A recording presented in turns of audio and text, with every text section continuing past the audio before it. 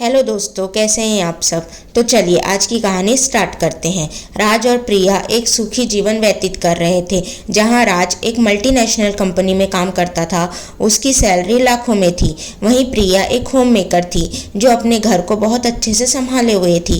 राज के घर में उसकी एक बूढ़ी माँ और एक बेटा और एक बेटी थे। प्रिया बहुत ही सुलझी हुई और समझदार महिला थी। एक बार राज ऑफिस के काम से पुणे गया, जहां कार से लौटते समय उसकी कार का एक्सीडेंट हो जाता है। रात में पुलिस का प्रिया को कॉल आता है कि आपके पति की कार का एक्सीडेंट हो गया है और आपके पति अब इस दुनिया में नहीं रहे।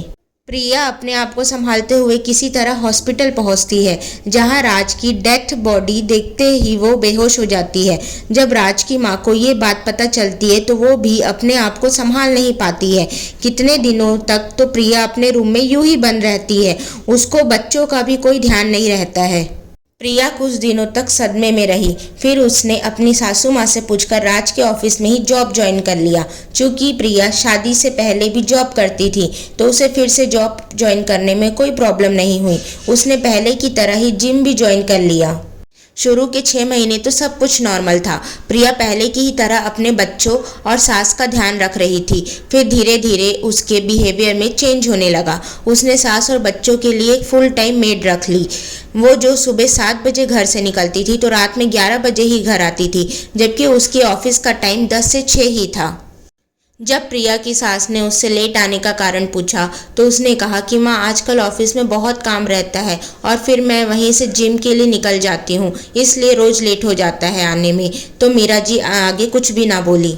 संडे के दिन मीरा जी ने देखा कि प्रिया किसी से हंस हंस के बात कर रही है, पर जैसे ही उसने मीरा जी को देखा तो उसने तुरंत फ़ोन कट कर दिया।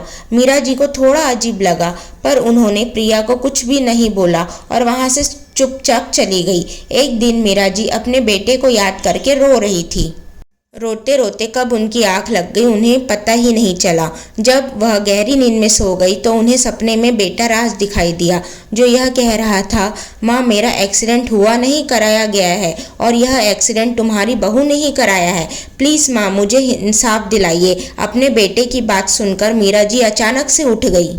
उन्हें विश्वास नहीं हो रहा था कि यह उनका सपना है कि एक सच, पर उन्हें अपनी बहू की हरकतों पर भी शक था। तो उन्होंने सोचा कि कल मैं प्रिया का पीछा करूंगी, आखिर देखूं तो वह जाती कहाँ है इतनी जल्दी सुबह उठकर। तो सुबह प्रिया के घर से निकलने के बाद ड्राइवर को बोलकर मीरा जी उसकी कार का पीछा करने लगी।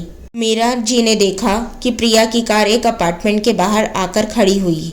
जहां पर प्रिया ने गार्ड के पास एंट्री की तो मीरा जी ने भी रजिस्टर में एंट्री करते हुए प्रिया जो फ्लैट में गई उसका नंबर देख लिया था। जैसे ही वो फ्लैट के बाहर पहुंची तो उन्होंने देखा कि दरवाज़ा हल्का सा खुला था।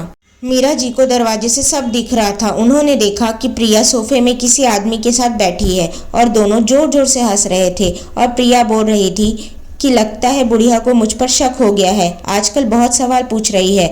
तो उसके साथ बैठा आदमी बोलता है कि क्यों ना बेबी, उसको भी उसके बेटे के जैसे रास्ते से हटा दे, फिर हम तेरे पति के घर में आराम से रहेंगे बच्चों के साथ।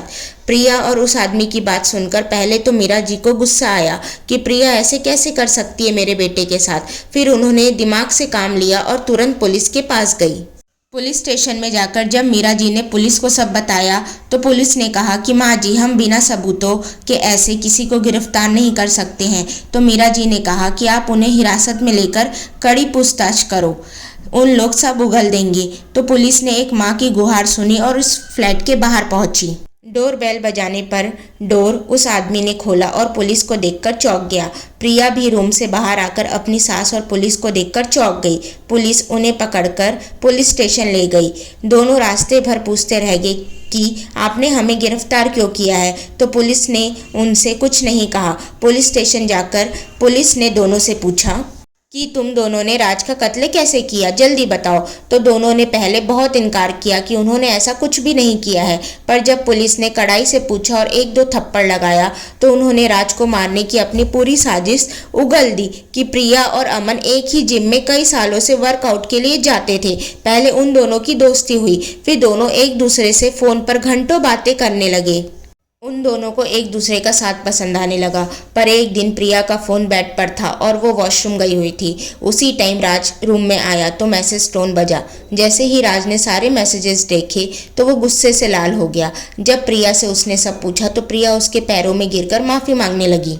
तो राज ने प्रिया को माफ़ कर दिया, पर प्रिया का मन अमन के बिना नहीं लगता था। वो उससे मिलने के बहाने ढूंढने लगी। एक दिन प्रिया के हाथ राज की जीवन बीमा की फाइल लगी, जिसके अनुसार अगर राज की अचानक से मौत हो जाती है तो उसे 5 करोड़ रुपए मिलेंगे। ये बात प्रिया ने अमन को बताई तो अमन ने कहा कि मेरे पास एक आइडिया है। जिस दिन राज अपने ऑफिस के काम से बाहर जाएगा उस दिन मैं भी उसका पीछा करूंगा और मौका देखकर सुनसान सड़क में उसकी गाड़ी को अपनी गाड़ी से टक्कर मार दूंगा, जिससे कि गाड़ी के साथ वो भी खत्म हो जाएगा। प्रिया को भी अमन का यह आइडिया पसंद आया। अमन और प्रिया को मौका मिल ही गया। जब राज अपने ऑफिस के काम से पुणे गया और लौटते वक्त अमन ने उसका पीछा करके सुनसान सड़क में उसकी कार को जोर से टक्कर मार दी, जिससे राज की कार पेड़ से टकरा गई और सिर में जोर से चोट लगने पर मौके पर ही राज की मौत हो गई। अमन ने फ़ोन करके प्रिया को बता दिया। ये सुनकर वो बहुत खुश हो गई। राज की मौत के 15 दिन बाद ही प्रिया ने उसके बीमा के पैसे अपने अकाउंट में ट्रांसफ़र करवा लिए।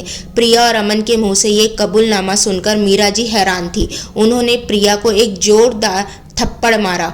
अमन और मीरा को जेल की सज़ा हुई और राज के बीमा के पैसे मीरा जी को मिल गए, जिससे कि दोनों बच्चों की परवरिश अच्छे से होने लगी। सो दोस्तों, अगर आपको यह कहानी पसंद आए तो प्लीज़ इस कहानी को लाइक करें, शेयर करें एंड चैनल को सब्सक्राइब करें। Thank you.